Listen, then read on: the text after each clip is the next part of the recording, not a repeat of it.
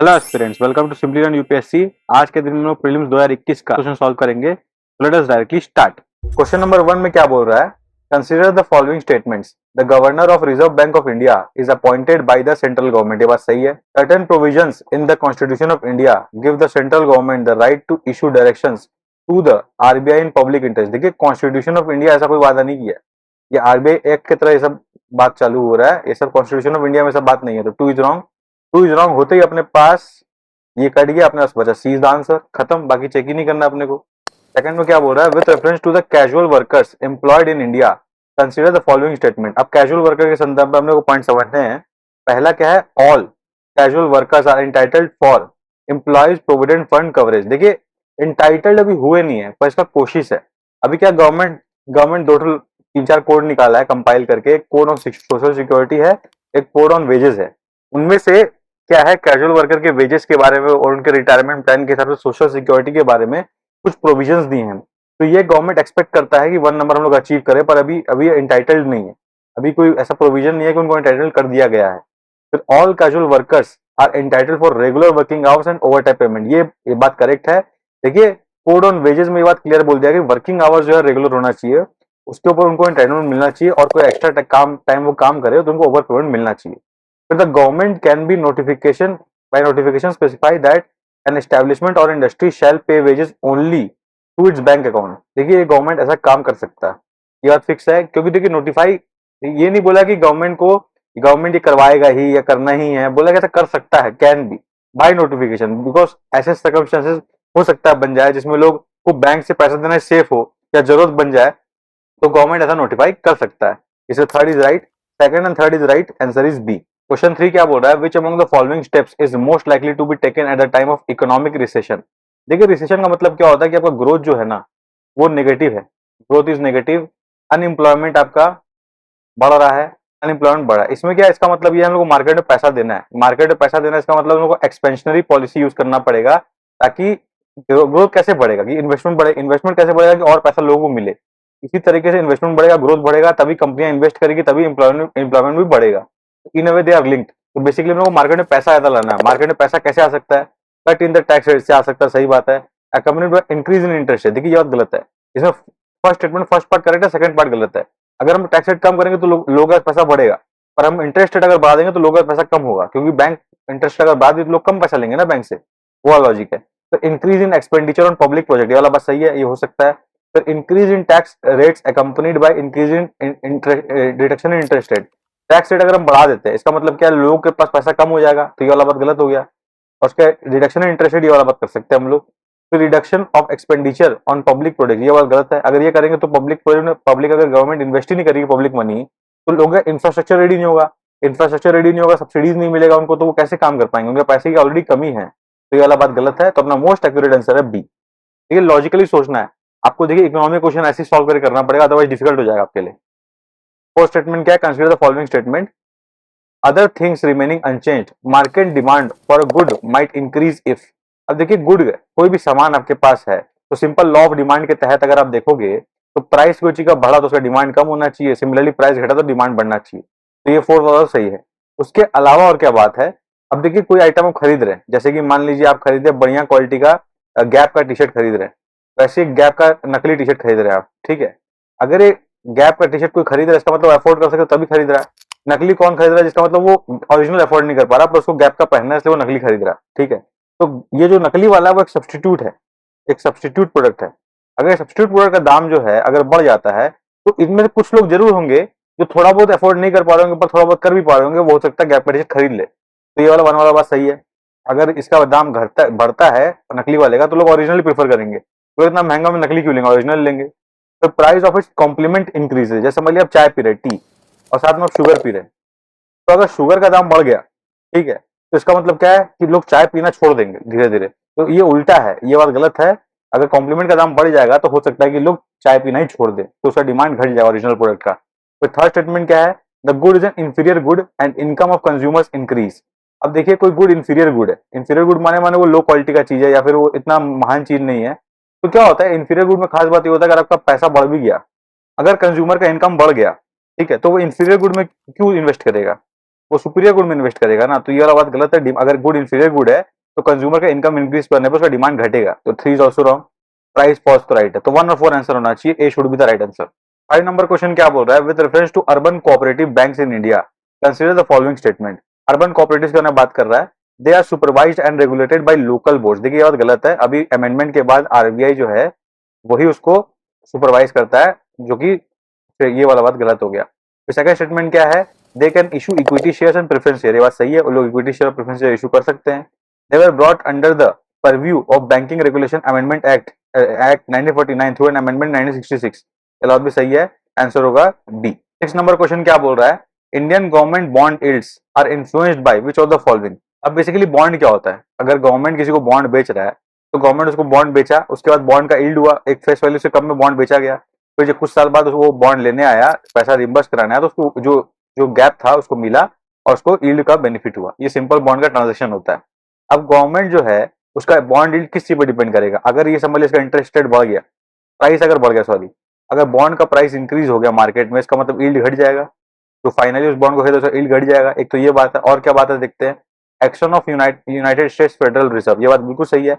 अगर UN fade का अगर समझ लीजिए उन्होंने फेड रेट बढ़ा दिया, तो इसका मतलब क्या है कि लोग जो इन्वेस्ट इंडिया में करते हैं कम इन्वेस्ट करेंगे, जिसकी वजह से गवर्नमेंट सिक्योरिटीज जो है जो वो लोग फॉरेन इन्वेस्टर खरीदते हैं उनमें फर्क आएगा, जिसके कारण उसका यील्ड पे फर्क आएगा।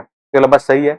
Action of Reserve Bank of India, तो डेफिनेटली फर्क पड़ेगा बॉन्ड यील्ड पे, क्योंकि reserve Bank of India mainly coordinate कराती है बॉन्ड यील्ड्स वगैरह, तो अगर रिजर्व बैंक ऑफ इंडिया को रेगुलेशन लगाती है उससे यील्ड पे फर्क आ सकता है। Inflation and short term interest rate, अब देखिए क्या है कि इन्फ्लेशन है, इन्फ्लेशन अगर बढ़ गया इसका मतलब प्राइस इंक्रीज होगा, प्राइस इंक्रीज होगा, और शॉर्ट टर्म इंटरेस्ट रेट बढ़ गया माने बैंक में पैसा कम है, तो इसका मतलब क्या है, पैसा महंगा हो रहा है, तो यानी प्राइस इंक्रीज कर रहा है। बेसिकली प्राइस इंक्रीज करेगा तो क्या, यील्ड घटेगा, यील्ड घटेगा, इसका मतलब यील्ड इफेक्टेड होगा, इसलिए तीनों स्टेटमेंट सही है, 1 2 3। देखिए थोड़ा डिफिकल्ट लगेगा पर कॉन्सेप्चुअल क्वेश्चन है, ये चीजें ऐसे सॉल्व होती है। 7 नंबर क्वेश्चन क्या है, फॉरेन करेंसी कन्वर्टेबल बॉन्ड्स, ये सब क्या पूछ रहा है, देखिए विच of the above can be included in foreign direct investment. अब देखिए वैसे तो देखा जाए तो एफडीआई का मतलब क्या होता है, एफडीआई का मतलब होता है वो इन्वेस्टमेंट जो 10% से ज्यादा स्टेक के लिए इन्वेस्ट हुआ हो, उसको एफडीआई बोलते हैं, ठीक है। पर उसका मेथड तो कुछ भी हो सकता है ना, तो क्या क्या पॉसिबल मेथड से एफडीआई इंडिया में इन्वेस्ट हो सकता है। पहला है फॉरेन करेंसी कन्वर्टेबल बॉन्ड्स, बिल्कुल इसमें हो सकता है। Foreign institutional investment with certain condition, foreign institutional investment with certain condition, ये बात सही है। ग्लोबल डिपॉजिटरी रिसीट, ये बात सही है। नॉन रेसिडेंट एक्सटर्नल डिपॉजिट, देखिए ये गलत है, अगर कोई एक्सटर्नल डिपॉजिट, एक्सटर्नल बंदा जो इंडिया में इंडिया का सिटीजन है पर नॉन रेसिडेंट है, अगर वो डिपॉजिट कर रहा है, तो कोई प्रकार का डिपॉजिट होता है ना, वो बैंक का लाइबिलिटी होता है या फिर उस कंट्री का लाइबिलिटी होता है, उसको चुकाना पड़ता है। तो ये बात जो है वो इन्वेस्टमेंट नहीं है, it's liability, it's not investment, तो 4 इज रॉन्ग, 4 इज रॉन्ग। आपको पता 1 2 3 राइट है, तो अपना A is the answer. Now question number 8 क्या बोल रहा है, the effect of devaluation of a currency is that it necessarily what. अब देखिए कोई करेंसी डिवैल्यू हो गया, इसका मतलब पहले हम लोग को $1 के बदले इंडिया का मान लीजिए 20 रुपए देना पड़ता था, जस्ट फॉर एजम्पशन एक बार खेल रहे हैं, अभी हम लोग $1 के बदले 24 रुपए दे रहे हैं। इसका मतलब क्या है, इसका मतलब जो रुपीज है वो डॉलर के मुकाबले डी वैल्यू हो गया, ठीक है, दिस इज डिवैल्यूएशन। इसका मतलब क्या, हमें डॉलर का डिमांड जो है, डॉलर का डिमांड इंक्रीज कर रहा है, और रुपी मार्केट में जो है वो सफिशियंट है, एक्सेस है, रुपी एक्सेस में पर डॉलर कम है, इनका इनइक्वालिटी कारण ये वैल्यू चेंज हो रहा है। तो अब इसके बाद क्वेश्चन क्या बोल रहा है, अगर ये डिवैल्यूएशन हुआ मार्केट में तो इसका मतलब क्या है, इसका मतलब क्या है, necessarily it improves the competitiveness of domestic exports in the foreign market. अब देखिए आप एक्सपोर्ट करते हो तो क्या होता है, एक्सपोर्ट करते हो तो कोई डॉलर मिलता है, डॉलर मिलता है, इसका मतलब क्या है, आप एक्सपोर्ट कर रहे हो तो कम डॉलर में भी आप वो प्रोडक्ट बेच सकते हो, क्योंकि उसमें आपको रुपी तो ज्यादा मिलेगा, और इंडियन मार्केट में आप काम करो तो रुपी आपको चाहिए। तो इसका मतलब क्या है कि अगर आप एक्सपोर्ट ईजी हो जाएगा आपके लिए, ये बात सही है, तो कॉम्पिटिटिवनेस ऑफ डोमेस्टिक एक्सपोर्ट बढ़ेगा, ये बात सही है। फिर increase in foreign value of domestic currency, याद गलत है, हम लोग का करेंसी का वैल्यू बढ़ नहीं जाएगा, हम लोग डिवैल्यू हो रहा है ना भाई, ये तो पर्पस है। It improves the trade balance, ऐसा कोई नेसेसरी नहीं है। देखिए देखिए लॉन्ग टर्म में ट्रेड बैलेंस हमारा जो है वो बैलेंस होगा, जरूरी नहीं है, क्योंकि इनिशियली हमारा एक्सपोर्ट जो है ना, पहले एक कर्व होता है, जे कर्व जिसको बोलते हैं, ऐसा कर्व होता है जो ट्रेड इस तरह मूव करता है, तो ट्रेड बैलेंस हमारा हो सकता है खराब ही हो जाए, बेटर ना हो, ठीक है, ये टेंडेंसी आपको पता होना चाहिए। दिस इज डी, इसका answer 3 is wrong, only A is the answer, just for the understanding. 9 number question क्या बोल रहा है, which of the following effects of creation of black money in India has been the main cause of worry to the government of India। देखिए black money क्या होता है, black money माने simple वो पैसा जो गवर्नमेंट या टैक्सिंग अथॉरिटीज के नजर में ना आया, बस वो ब्लैक मनी हो गया, वरना जो मनी रिकॉर्डेड है, जो टैक्स अथॉरिटी को पता है मनी, वो ब्लैक मनी नहीं है। इस बात को ध्यान में रखते हुए अपने समझते हैं कि main cause of concern government का क्या है। Diversion of resources to purchase of real estate and investment of luxury housing, इतना जरूरी नहीं है। देखिए ये कंसर्न कैसे होगा, अगर समझ लो ब्लैक मनी किसी इंसान के पास है और वो पैसा वो इंडिया अपने कंट्री में ही इंफ्रास्ट्रक्चर को डेवलप करने में लगा रहा है, तो ये तो इतना बड़ा कंसर्न होना नहीं चाहिए ना। हाँ भाई दुख का बात है कि वो ब्लैक मनी यूज कर रहा है, पर इतना बड़ा कंसर्न नहीं होना चाहिए, तो सही है ये बात, ये रॉन्ग हो गया। तो investment in unproductive activities and purchase of precious stones, jewellery and gold, ये बात भी इतना कंसर्न करनी है भाई, इकोनॉमिक ट्रांजेक्शन ही कर रहा है ना उससे वो। फिर लार्ज डोनेशन और to political parties and growth to regionalism, ये भी बात गलत है। इससे गवर्नमेंट को तो लेना देना नहीं है, क्योंकि खुद ही पॉलिटिकल पार्टीज लोग ये सब काम करती है, तो सभी गवर्नमेंट में रूल करती है, तो उनका इतना कंसर्न एज सच नहीं है। Loss of revenue is the main concern, loss of revenue to the state exchequer due to tax evasion. देखिए मेन खेला कि ये टैक्स अथॉरिटी के सामने पैसा आया नहीं, तो गवर्नमेंट को रेवेन्यू कलेक्ट नहीं हुआ। गवर्नमेंट को रेवेन्यू कलेक्ट नहीं हुआ तो गवर्नमेंट अपना जो प्रोविजन और स्कीम्स और वेलफेयर इनिशिएटिव्स है उसमें गवर्नमेंट को स्ट्रगल होता है, उस बैलेंस ऑफ ट्रेड को खराब करने, उस पूरे ट्रांजेक्शन को कवर करने में दिक्कत होता है, इसीलिए गवर्नमेंट का मेन कंसर्न है। D is the more accurate answer. Now let's move to the next question.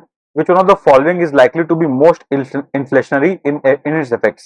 इसका मतलब देखिए क्या बोल रहा है, किस चीज से महंगाई दर बढ़ने का चांसेस ज्यादा है।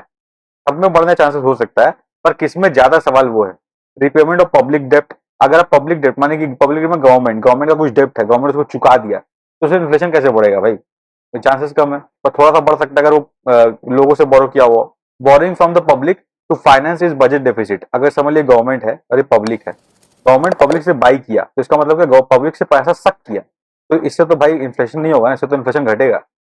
Boring from the banks to finance a budget deficit, अगर ये गवर्नमेंट है ये बैंक है, बैंक क्या करता है, बैंक अगर आपको पैसा दे रहा है तो बैंक एक नया अकाउंट खोलता है, इकोनॉमी का वैल्यू बैंक बढ़ाता है, ठीक है, एक वर्चुअल करेंसी आपको बैंक दे रहा है जिससे आप ट्रेड कर पा रहे हो, तो बैंक अपना एसेट को बढ़ा रहा है, बेसिकली आपको लोन दे रहा है, अपने एसेट को बैंक बढ़ा रहा है। दिस वे आपका इन्फ्लेशनरी तो मार्केट में आएगा, बैंक आपको नोट दे रहा है, तो मार्केट में गवर्नमेंट पैसा और इंड्यूस करेगा, तो इसलिए ये वाला बात सही है कि इन्फ्लेशनरी है।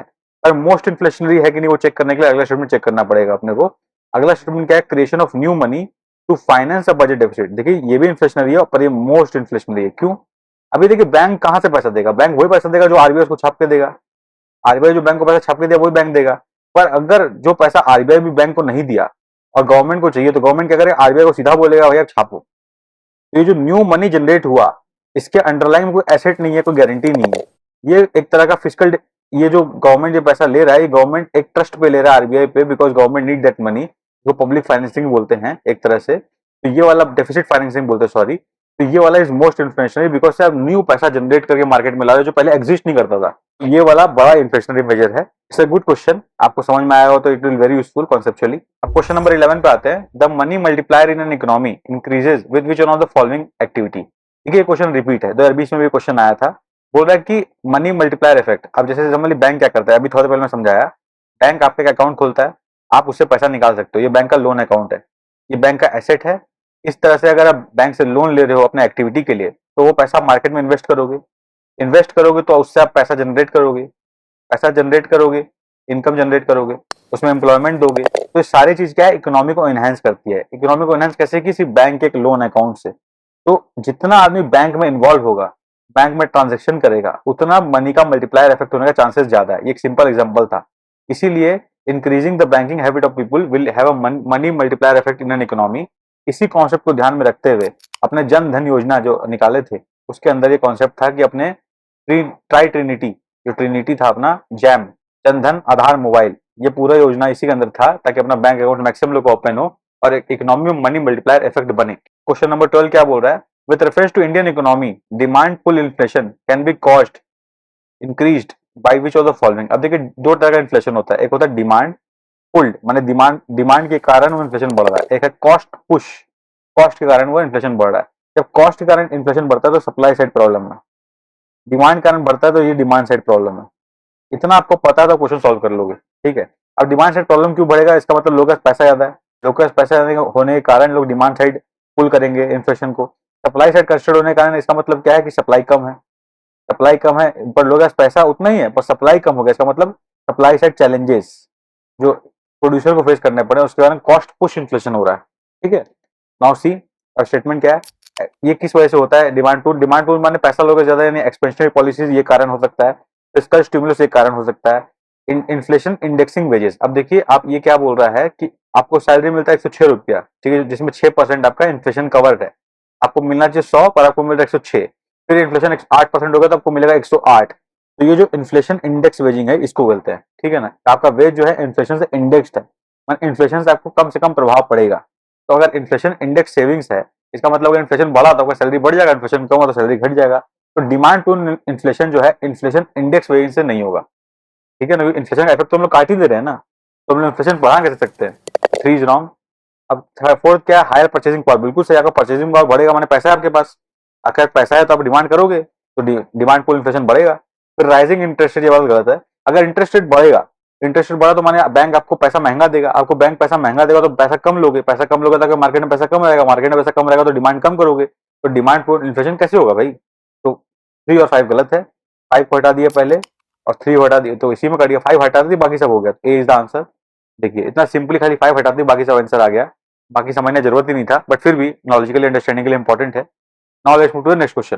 13 नंबर क्वेश्चन क्या बोल रहा है, with reference to India consider the following statement. Retail investors through the demat account can invest in treasury bills and government of India डेब्ट बॉन्ड्स इन प्राइमरी मार्केट। ये बात सही है कि 2021 में एक गिल्ट अकाउंट बनाने के लिए आरबीआई ने नोटिफिकेशन जारी किया था, जिससे रिटेल इन्वेस्टर्स जो हैं डायरेक्टली परचेस कर सकते हैं ये दोनों आइटम। तो ये बात सही है। 2 नंबर स्टेटमेंट क्या है, the negotiated dealing matching order system is a government securities trading platform of the RBI. ये बात सही है, आरबीआई का प्लेटफॉर्म है। The central depository services limited is jointly promoted by RBI and Bombay stock exchange. देखिए ये बात गलत है। टीडीएसएल क्या है, मेनली इसका पर्पज ये है ताकि हम लोग सारा जो लोगों का इन्वेस्टमेंट है एक सेंट्रल डिपॉजिटरी के थ्रू मैनेज कर सके, ताकि लोग का ट्रांजेक्शन स्मूथ हो विदाउट एनी एरर हो। तो ये काम ज्यादातर सिक्योरिटीज एक्सचेंज सिक्योरिटीज रेगुलेटर को करना चाहिए ना, मोस्टली सेबी या उससे संबंधित कोई और संस्था ये काम करेगी, आरबीआई नहीं करेगा। 3 इज रॉन्ग। 3 इज रॉन्ग होती है अपना सी और डी कर दिया, और अपने को पता 1 और 2 राइट है, तो 20 द आंसर। 14 नंबर क्वेश्चन क्या है, with reference to water credit consider the following statement. It puts micro finance tools to work in water and sanitation sector. ये बात सही है, हम लोग माइक्रो फाइनेंस कर रहे हैं वाटर क्रेडिट को, वाटर लोगों को दे रहे हैं, वाटर के लिए लोगों को क्रेडिट दे रहे हैं, तो इस तरह का माइक्रो फाइनेंस टूल है, बिल्कुल सही है। It is a global initiative launched under the aegis of WHO and the World Bank. ये बात गलत है। एक वाटर डॉट ओआरजी एक संस्था है जो नॉन प्रॉफिट है, जो इस चीज में काम करती है, तो यह स्टेटमेंट गलत है, डब्ल्यूएचओ और वर्ल्ड बैंक नहीं है। 2 इज रॉन्ग, तो 2 रॉन्ग होती, ए बी और डी हट गया, तो ए और सी, सी इज द आंसर। अपने को सी नंबर चेक ही नहीं करना, ऐसे आंसर मिल गया अपने को। 3 नंबर पे आते हैं, in India the central bank function as the lender of the last resort usually refers to which of the following. देखिए अपने आरबीआई को बोलते हैं ना कि बैंक ऑफ बैंक्स या लेंडर्स ऑफ लास्ट रिजॉर्ट, इसका मतलब क्या है, इससे इस स्टेटमेंट में कौन कौन सही है इस बात से। Lending to trade and industry bodies when they fail to borrow from other sources, ये बात गलत है। अब आरबीआई सीधा इंडस्ट्री क्यों बोरो करेगा, बैंक को देगा, गवर्नमेंट को देगा। Providing liquidity to banks having temporary cash, ये बात सही है। आरबीआई टेम्पररी कैश में बैंक को हेल्प कर सकता है, अलग अलग फैसिलिटी आरबीआई के पास उसके लिए। फर्स्ट स्टेटमेंट क्या है, lending to government to finance budgetary deficit, गलत है। 2 इज द आंसर। देखिए आरबीआई गवर्नमेंट को फाइनेंस डेफिसिट हटाने के लिए लेंड नहीं करता है, गवर्नमेंट को आरबीआई गवर्नमेंट का बॉडी है, जो भी आरबीआई का सरप्लस आता है वो गवर्नमेंट को देता है, तो गवर्नमेंट उसमें ना फिजिकल डेफिसिट मैनेज करने का ट्राई करती है, पर आरबीआई उसको अलग से उधार नहीं देता। क्या फिजिकल डेफिसिट मैनेज करना, आपको 100 करोड़ का फिजिकल डेफिसिट है, लीजिए आरबीआई को पैसा दे रहा है, ऐसा नहीं करता। गवर्नमेंट लोन लेती है अपना अपने हिसाब से फाइनेंशियल मैनेजमेंट करने के लिए, उसमें आरबीआई उस पर्पज के अलग से लोन नहीं देता। और 16 नंबर क्वेश्चन क्या बोल रहा है, R2 code of practices constitute a tool available for promoting the adoption of.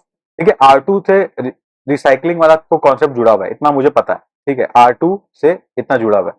अपने को बताना है कि कौन सा कॉन्सेप्ट राइट है। इन्वायरमेंटली रिस्पॉन्सिबल प्रैक्टिसेस इन इलेक्ट्रॉनिक रिसाइकलिंग इंडस्ट्री, बात सही है, यही आंसर है।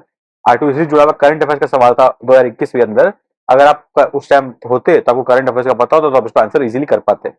17 नंबर क्वेश्चन क्या बोल रहा है, why is there a concern about copper smelting plants. देखिए कॉपर स्लैग के ऊपर ना इसका बहुत बड़ा प्यार है यूपीएससी का, हर साल में 2020 में भी क्वेश्चन आया, 21 में भी आया, 22 में भी आया।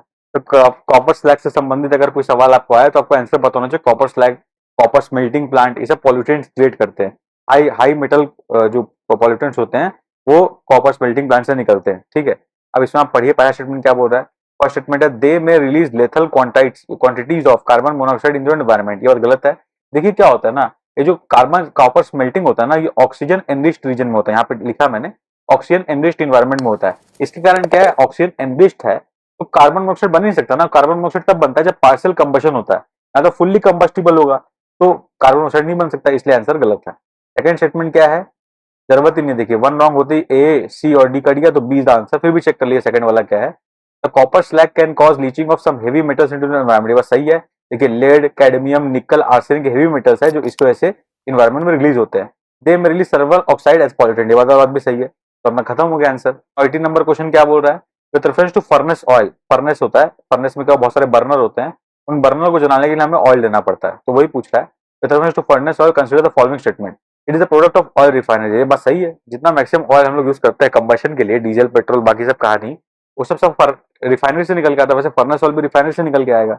One is right. Second statement क्या है? Some industry use to generate power. Yes, industry कई पावर जनरेट यूज करती है।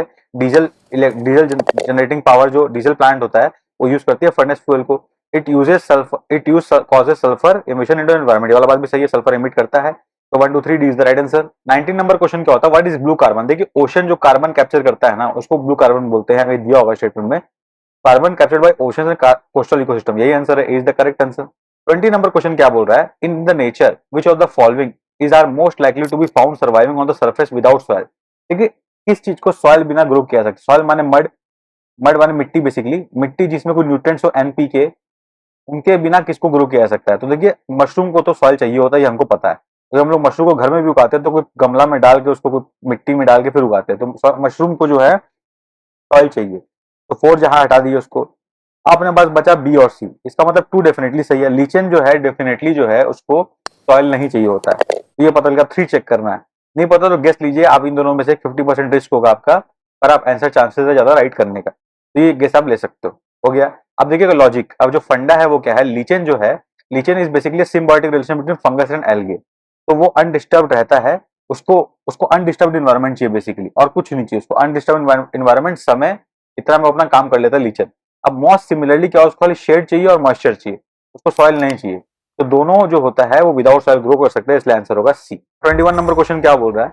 Which one of the following is used to preparing a mosquito repellent. अब मॉस्किटो रिपेलेंट में देखिए कुछ केमिकल चाहिए होगा ऑब्वियसली। आप लोग घर में अगर यूज करते होंगे तो पता होगा, lemon grass is the rightly suitable. मैं घर में यूज करता हूँ इसलिए मुझे पता है, he is the correct answer. 22 number question क्या है? Consider the following kinds of organism. कुछ ऑर्गेनिजम्स दिए हैं, अपने को बताना है which of the above are primary producers in the food chain of the ocean. Environment का सवाल है। अब देखिए प्राइमरी प्रोड्यूसर कौन होते हैं? वो जो अपना खुद का खाना बनाते हैं, यानी ऑटोट्रॉप्स, हेटरोट्रॉप्स जो होते हैं, जैसे प्राइमरी प्रोड्यूसर्स होते हैं। अब cyanobacteria basically blue green algae. अब ब्लू ग्रीन एल्गे है, ये फाइटोप्लैंक्टन के सहारा लेके इन लोग खुद का फूड बनाती है। Cyanobacteria primary producer, 2 is right.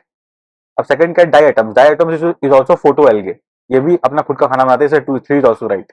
2 और 3 बी इज द आंसर। देखिए फैक्चुअल सवाल है।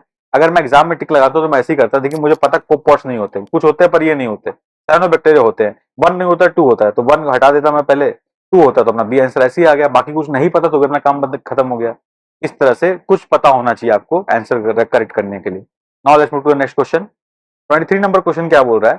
Consider the following animals. Animals दिया हुआ है। क्वेश्चन क्या बोल रहा है? To reduce the chance of being captured by predators which of the above organism rolls up and protects its vulnerable parts. अब देखिए आपको पता होगा हेजॉग, हेजॉग के पीठ पे खाली स्पाइक्स होता है। अगर वो रोल करेगा तो उसका एनिमल्स को परेशान नहीं कर पाएगा प्रेडेटर, उसको चुभेगा। तो 1 is the answer.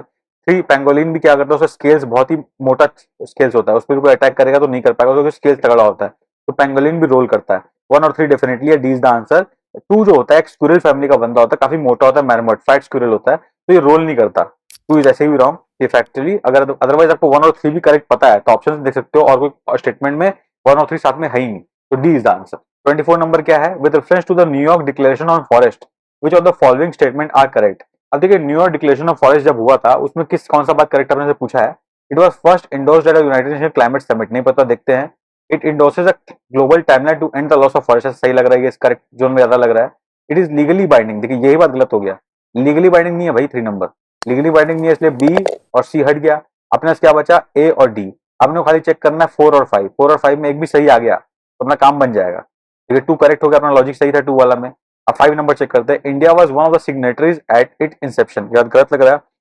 India generally सब मामले में ना ज्यादा उंगली नहीं करता स्टार्टिंग में, तो 5 नंबर गलत लग रहा है। तो 5 नंबर गलत के हिसाब से अपने जाएंगे, ए इज द करेक्ट आंसर। क्योंकि गेस है, लॉजिक है, एलिमिनेशन है, तीनों टेक्निक इसमें यूज हुआ है, उस हिसाब से सॉल्व हुआ। बिकॉज इस टाइप का क्वेश्चन जनरली कोई याद नहीं करता।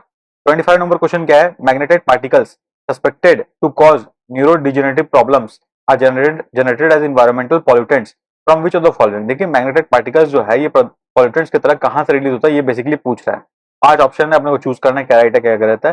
ब्रेक्स ऑफ मोटर व्हीकल सही है, देखिए फैक्चुअल सवाल है। इंजन ऑफ मोटर व्हीकल भी सही है। Microwave stores with in Holmes ये बात गलत है। पावर प्लांट इज सही। 1 to 4 telephone line is wrong. 1 to 4 is the correct answer, B is the correct. Factual सवाल है, आपको पढ़ना है तो आपको खुद से रीड करना पड़ेगा गूगल करके। इसमें कोई अंडरस्टैंडिंग का थ्योरी नहीं है, रटना ही है। एग्जाम में क्वेश्चन आएगा तो आपको पता होगा तो पता होगा, अदरवाइज आपको स्किप करना पड़ेगा। 26 नंबर क्वेश्चन क्या बोल रहा है, which one of the following is a filter feeder. Filter feeder माने कि उन लोग क्या करते हैं, अपने बॉडी का कुछ ऑर्गन्स यूज करके पानी को पंप करते हैं अपने बॉडी के थ्रू, कुछ ऑर्गन्स के थ्रू, और फिल्टर करके गिल के थ्रू पानी को पीते हैं। तो ऐसा ऑयस्टर एक ऑर्गेनिज्म है, is the answer.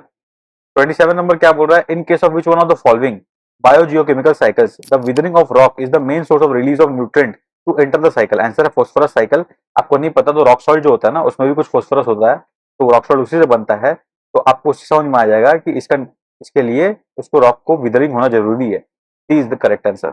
28 number question क्या बोल रहा है, which of the following are detritivores. Detritivores माने कि मरे हुए चीजों पे, वो लोग खत्म चीजों पे अपना इकोसिस्टम स्टार्ट करता है, फूड साइकिल स्टार्ट करते हैं। तो कौन से लोग डेट्रीवर्स है, देखिए अर्थवॉर्म्स, वॉर्म्स जनरली डेट्रीवर्स होते हैं, जेलीफिश भी डेट्रीवर्स है, सॉरी वॉर्म ज्यादा डेट्रीवर्स होते हैं, फिर मिलीपीड्स डेट्रीवर्स हैं। देखिए दो हमको पता है, फिर हम गेस कर रहे हैं नाम से वुडलाइस भी होगा, क्योंकि सी हॉर्स तो नहीं होता, जेलीफिश नहीं होता। तो 2 और 4 हटा देंगे, 2 और 4 हटा देंगे, अपने पास क्या बचा 135, C is the answer. 29 number question क्या बोल रहा है, the common carbon metric supported by UNEP has been developed for, देखिए करंट अफेयर्स का सवाल है, ये बिल्डिंग के लिए, बिल्डिंग नॉर्म्स के लिए मेनली होता है। तो स्टेटमेंट में जहां लिखा होगा वो अपने समझ लेंगे। Assessing the carbon footprint of building operation around the world, A is the answer, बाकी चेक ही नहीं करना। 30 नंबर क्वेश्चन क्या है, which of the following have species that can establish symbiotic relationship with the others। अब देखिए इनमें से कौन सा स्पीशीज जो है वो सिम्बायोटिक रिलेशन कर सकता है। निडालेंस माने वो होते हैं जिनका बेसिकली हैंड्स होता है फ्लफी फ्लफी सॉफ्ट सॉफ्ट, जिनका मल्टीपल और चीज होता है, उसको कोरल्स है, हाइड्रा है और जेलीफिश है, इन सबका थोड़ा सा आर्म ज्यादा होता है, निडालेंस उसको बोलते हैं। तो ये जो सिम्बायोटिक रिलेशनशिप कर सकते हैं। फंगाई करते ही, आपने ऊपर देखे फंगाई और अलगे मिलकर लीचेन बनते हैं, तो फंगाई तो करते हैं symbiotic, 2 is right. Protozoa termites के संग, टर्माइट्स जो है प्रोटोजोआ के संग करते हैं सिम्बायोटिक रिलेशन, क्या करते हैं, इनका इनका डाइजेशन में हेल्प करते हैं बेसिकली प्रोटोजोन्स। तो 3 इज आल्सो राइट, 1 2 3 तीनों सही है, आंसर है डी। 31 नंबर क्या बोल रहा है, with reference to 64 Yogini temple situated near Morena consider the following statement. अब देखिए 64 योगिनी टेंपल एक सर्कुलर टेंपल है, इन्हीं के डिजाइन के बेस पे इंडियन पार्लियामेंट का डिजाइन बनाया गया था पुराना, ऐसा माना जाता है, और मोरेना में लोकेटेड है। इसके संबंध में स्टेटमेंट पूछ रहा है, it is a circular temple build during the reign of Kachchhapaghata dynasty, बात सही है। It is the only circular temple built in India, देखिए ओनली नहीं है, ऐसे उस टाइम पे 3-4 टेंपल तो कम से कम बने थे, एग्जैक्टली मुझे नाम ध्यान नहीं है, पर ओनली टेंपल नहीं है। It was meant to promote Vaishnava cult in the region. देखिए 64 योगिनी टेंपल है, तो शिव जी का शैवाइट होना चाहिए, ये वैष्णवाइट नहीं होना चाहिए, तो ये वाला गलत लग रहा है। Its design has given rise to a popular belief that it was the inspiration behind the Indian parliament building, यही मैं बोल रहा था, ऐसा बिलीफ को दिया। 1 और 4 is the correct answer, C is accurate. 32 number question क्या बोल रहा है, which one of the following ancient towns is well known for its elaborate system of water harvesting and management of a building series of dams and channelizing water into connected reservoirs। देखिए reservoir के संबंध में जो भी water management का best practices था वो धोलावीरा में देखने मिला था। इतना से आपको समझ में आना चाहिए, Dholavira is the right answer, बाकी चेक भी नहीं करना। 33 नंबर क्वेश्चन क्या बोल रहा है, in the first quarter of the 17th century, यानी कि 1600 से लेके 1625 तक या 24 तक आप बोल लो, इसको फर्स्ट क्वार्टर बोलेंगे। Which of the following was where the factories of English East India Company located। देखिए पहले 1606 में ईस्ट इंडिया कंपनी का पहला फैक्ट्री सूरत में खोला था। ब्रोच यानी कि भरूच होता है, ये सूरत के पास है, तो यहाँ पे फैक्ट्री खोलने की संभावना ज्यादा है, तो 1 इज करेक्ट मान लेते हैं। अब देखिए चिकाकोल जो है ये आपका है साउथ इंडिया में कहीं पे चिकाकोल है, यहाँ पे फैक्ट्री था, ये फैक्ट है, ये मुझे पता नहीं था, मैंने रटा इसलिए मुझे पता है। 2 इज ऑल्सो राइट। त्रिचिनोपोली में नहीं था, तो 3 इज रॉन्ग, 1 और 2, B is the right answer. ठीक है, फैक्चुअल सवाल है, इतना इजीली होगा नहीं। 34 नंबर क्वेश्चन क्या है, from the decline of Guptas until the rise of Harshvardhan. Gupta जब घटे और हर्षवर्धन जब उगे, ये टाइम को अपने बोलते हैं मिडिवल इंडिया का ट्रांजिशन पॉइंट। ठीक है ना, medieval India, ancient to medieval transition point. इसमें पोस्ट गुप्ता वाले जो रूलर्स हैं वो लोग कुछ आएंगे। Which of the following kingdoms were holding power in northern India. Gupta और मगध, जब गुप्ता के बाद पोस्ट गुप्ता गुप्ता मगध आते हैं, तो ये सही होगा, 1 इज राइट। के बाद लिखा परमार्स और मालवा, नहीं यहाँ पे तो राष्ट्रगुप्ता मालवा वाले आएंगे बाद में, अभी तो ये परमार्स तो दिक्कत वाला है। पुष्यभूति थे थानेसर में, मोखारी थे कनौज में। 134 तो था, 134 होते तो बस बी हो गया, बाकी चेक ही नहीं करना अपने को। देखिए थोड़ा फैक्चुअल है पर थोड़ा सा लॉजिकल भी, आपको कुछ याद होगा तो आप उसको गेस कर सकते हो, तो ऑप्शन वैसा प्लेस किया गया है। अगर 1-3 आप साथ में भी ले आए ना, फिर 2 ऑप्शन भी, पुष्यभूति गुप्ता तो मगधा, तो भी आपका आंसर हो जाएगा, वो बाकी जानने की जरूरत ही नहीं है। 4 में से 2 भी आपको पता तो ऑप्शन करेक्ट हो जाएगा। और let's move to next question. 35 number question क्या है, according to Portuguese writer Nunes the women in Vijayanagara empire were expert in which of the following areas. देखिए नूनीस ने बताया कि वुमेन, विजयनगर की जो वुमेन थी ना, वो एक्सपर्ट थी, वो सब कुछ संभाल लेती थी, ऑल एक्टिविटीज। तो जब ये क्वेश्चन आया था तो मैंने देखा भाई चारों का चारों हो सकता है, क्योंकि रेसलिंग वो लोग करती थी, एस्ट्रोलॉजी में बिलीव करती थी, अकाउंटिंग वो लोग करती थी, सूट सेइंग भी लोग करती थी, चारों D is the most accurate answer. इतना फंडा से मैंने उसको सॉल्व किया था। 36 नंबर क्वेश्चन क्या है, with reference to Madanapalle of Andhra Pradesh which of the following statement is correct. देखिए मदनपल्ले जो है ना एक ऐतिहासिक एरिया है आंध्र प्रदेश में, वहां पे कुछ अच्छी घटना हुई थी, उसके बारे में आपको सवाल में पूछा गया है। ठीक है, Pingali Venkayya design the tricolour Indian flag here, ये बात गलत है। और तभी Sitaramayya led the quit India movement of other region from here, ये बात गलत है। हर statement Rabindranath Tagore translated national anthem from Bengali to English here, ये बात सही है। इसको मॉर्निंग सॉन्ग ऑफ इंडिया बोला जाता था जब उन्होंने ट्रांसलेट किया था, तो C is the most accurate answer. 37 number question क्या बोल रहा है, कंसीडर द फॉलोइंग प्लेस। देखिए कुछ हिस्टोरिकल प्लेसेस दिया है और किस बारे में जाने जाते थे ये आपसे पूछा है। बुरजोम जम्मू एंड कश्मीर रीजन में पड़ता है, तो वो टूल्स के लिए फेमस था, तो रॉक का शाइन गलत है। चंद्र केतुगढ़ ये सही है टेराकोटा आर्ट के लिए, गणेश्वर कॉपर आर्टिफैक्ट्स के लिए, ये भी सही है। 2 और 3 is the correct answer, D is the right. Actual सवाल है, खाली बुरजोम मुझे को पता था, बाकी मेरे को नहीं पता था, फिर मैंने गेस लिया। Consider the following statement, it was during the reign of Iltutmish that Genghis Khan reached Indus in the pursuit of fugitive Khwarazmian prince, ये बात सही है। देखिए हिस्ट्री का सवाल ज्यादा फैक्चुअल होता है, आपको पता है पता वरना नहीं पता है, थोड़ा बहुत गेस कर सकते हो पर मैक्सिमम नॉलेज को होता है। It was during the reign of Mohammad bin Tughlaq that Timur occupied Multan and crossed the Indus, ये बात गलत है। फिरोज शाह तुगलक के टाइम पे, एफएसटी, फिरोज शाह तुगलक के टाइम पे तैमूर आया था भाई, उसके मोहम्मद बिन तुगलक के टाइम नहीं, मोहम्मद बिन तुगलक के टाइम तैमूर अटैक करना चालू भी नहीं किया था। It was during the reign of Devaraya two of Vijayanagar empire that Vasco da Gama reached coast of Kerala. देखिए वास्को डी गामा इंडिया में आया था 1498 में, आप सभी को पता होगा, बहुत ही पॉपुलर डेट है ये सबको पता होता है। जब यूरोपियन इंडिया में स्टार्ट किए थे, पहला पोर्टुगीज एक्सप्लोरर आया था वास्को डी गामा। ठीक है, अब उसमें रेन ऑफ देवराया कब खत्म हुआ था, 1446 में देवराया मर गए थे, तो कैसे हो सकता है, और गलत है। तो 3 is wrong, 2 is wrong, answer is 1, A is only correct answer. 39 number question क्या बोल रहा है, Saint Francis Xavier was one of the founding member of Jesuit order, ये बात सही है। Saint Francis Xavier died in Goa, देखिए ये बात गलत है, वो चाइना में मरे थे, उनका बॉडी गोवा में लाया गया था, क्योंकि उनका आत्मा इच्छा आखिरी इच्छा थी उनका बॉडी गोवा में दफनाया जाए। जैसे 2 इज रॉन्ग, 2 इज रॉन्ग होती तो ए बी और डी हट या सी इज द करेक्ट आंसर, बाकी चेक ही नहीं करना अपने को। 40 नंबर स्टेटमेंट क्या बोल रहा है, with reference to history of India ancient India which of the following statement is correct. Mitakshara एक तरह का बुक है was civil law and upper caste for upper caste and दया भागा was civil law for lower caste। देखिए गलत बात है, दोनों अपर कास्ट के लिए लॉ थे। पहले के जमाने में लोअर कास्ट को वैल्यू दिया ही नहीं आता था, उनके लॉ क्या बनाएंगे, उनको तो बोला भाई तुम लोग साइड में रहो, तुम लोग बच्चे लोग। तो सेकंड स्टेटमेंट क्या है, in the Mitakshara system the sons can claim the right to property during the life time of father, whereas Dayabhaga system it is only after the death of the father that the sons can claim the right of the property, वो सही है, 2 is right. Third क्या है, Mitakshara system deals with the matters related to property held by male members only, और गलत है। देखिए मिताक्षर और दया भागा दोनों जो है ना मेल फीमेल दोनों के प्रॉपर्टी की बात करता है, third is also wrong, only 2 is right, B is the correct answer. 41 number question क्या बोल रहा है, with reference to the history of ancient India Bhavabhuti Hastimalla and Hemeshvara were famous for. देखिए भावभूति से मेरे को पता चल गया प्ले राइटर्स थे लोग, B is the right answer. Actual सवाल है, नहीं पता एक भी तो आपको कुछ नहीं कर पाओगे। 42 नंबर क्वेश्चन क्या है, consider the following statement, Montagu camp for reforms 1919 में जो है recommended granting voting rights to all women, ये तो भाई हम लोग के इंडिपेंडेंस होने के बाद भी पूरी तरह से लोगों को हिचकिचाहट हो रहा था करने के लिए, तो ये बात उस टाइम तो नहीं हुआ होगा, 1 इज रॉन्ग, ऑल वुमेन को राइट्स तो नहीं मिला था, अंग्रेजों के टाइम में तो मिल ही नहीं सकता, अंग्रेजों के टाइम फुल तो फ्रेंचाइज था ही नहीं, फुल फ्रेंचाइज था ही नहीं, तो वुमेन का कैसे हो सकता है। 2 नंबर स्टेटमेंट क्या बोल रहा है, तो 1 इज रॉन्ग। 2 नंबर क्या बोल रहा है, the government of India act 1935 give women reserve seat in legislature, ये बात सही है। देखिए सेपरेट इलेक्टोरेट प्रिंसिपल इंट्रोड्यूस किया गया था गवर्नमेंट ऑफ इंडिया एक्ट के अंदर, इसके अंदर जो माइनॉरिटी कम्युनिटीज है उन सबको सेपरेट इलेक्टोरेट दिया गया था, उसके बाद ये सब कुछ उधम मचाया था, फिर ये बात कम कम बेसी हुआ, चेंजेस हुआ, but 2 is right, B is correct. With reference to 8 August 1942 in the Indian history which one of the following statements correct. देखिए 8 अगस्त 1952 आपको पता हो जो अगस्त 1942 में एक तो अगस्त 1940 है जिसमें अगस्त डिक्लेरेशन हुआ था, और एक अगस्त 1942 है जब क्विट इंडिया मूवमेंट स्टार्ट हुआ था, तो A is the right answer. 44 number statement क्या बोल रहा है, whom among the following is associated with the songs from the prison a translation of ancient Indian religious lyrics in English। Gandhi ji ऐसा काम करते थे, यरवाड़ा जेल में जब थे तो टाइम पास करने के लिए मजा करते थे, वो ये सब काम किया करते थे, C is the right answer. With reference to the medieval India which one of the following is correct sequence in ascending order in terms of size। देखिए सबसे पहले होता है विलेजेस, ग्रुप ऑफ विलेजेस को हम लोग क्या बोलते हैं, परगना। अब परगना टुगेदर मिलकर क्या बनता है, सरकार, सरकार टुगेदर मिलकर बनता है सूबा, A is the right answer. 46 number question क्या बोल रहा है, who among the following was associated as secretary with the Hindu female school which later came to be known as Bethune female school. देखिए एक ही आदमी है बेथुन वाले से जुड़ा हुआ, और सेक्रेटरी ईश्वर चंद्र विद्यासागर, ये तो बहुत ही लेट थी, ये तो छोड़ दो। देवेंद्रनाथ टैगोर बहुत पहले थे, ये भी हटा दो। एनी बेसेंट तो 1917-18 में डील करती थी, ये भी हटा दो।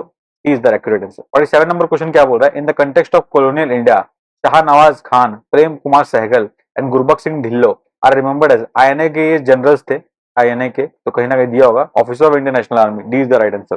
48 नंबर क्वेश्चन क्या है, with reference to Indian history which of the following statement is a correct. Indian history के संदर्भ में कुछ स्टेटमेंट पूछ रहा है।